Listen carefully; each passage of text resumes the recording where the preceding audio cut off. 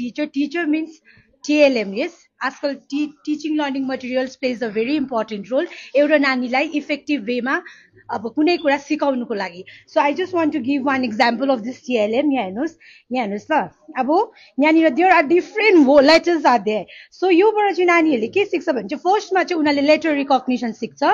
अनि यो क्यापिटल लेटर्समा छ यो सिक्छ है, अप्पर केस सिक्छ. अनि यहाँ हेर्नुहोस् यो घुमाउँदाखेरि चाहिँ अब there are different words FAT fat अनि यो चाहिँ कसरी सिक्छ भने चाहिँ यो जली फोनिक्सबाट पनि सिक्छ. These days we are not teaching letters directly to the children. They will be able to learn the letters through phonic sound. Just say fat. Next is which letter is this? This is R, but t is rat. So next one t is cat. It's not M, it's t is mat.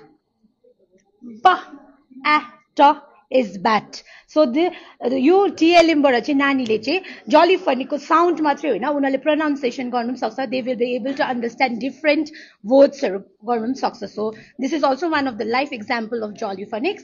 And another one is this is Magic Hat. Okay, there is one chapter in grade 1 Magic Hat where our students हरूलाई चाहिँ हामीले चाहिँ पहिला चाहिँ earlier we used to listen to the story, but these days what is happening is we teachers are going live to the class. अब यसरी गरेर चाहिँ we are working as the model, you know. हामीले आफै जादु देखाउँदै give me that one. अब यो wand बाट चाहिँ नानीहरूलाई हामीले विशहरु के छ त्यो हामीले टिच गर्न सकियो. अनि आजकलको नानीहरुको विश तपाईहरु सुन्नु भयो भने छक्कै पर्नुहुन्छ.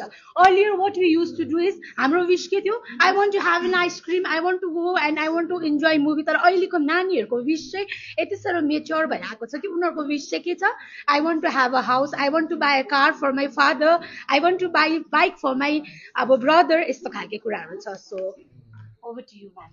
And it's effective, right? So moving on to the logistical aspects, अब यो LLP program चाहिँ it's with an aim कि individual student ले attention दिनु सक्छ, although with state intervention. तर state intervention मा के छ भने अब one person, for example the SRG here, they cannot cater to each and every student, right? So they have made a three-way model where first मा यहाँ SCRT SRGs हरूले mentor teachers select गरेको छ. From each block there are 2 mentor teachers.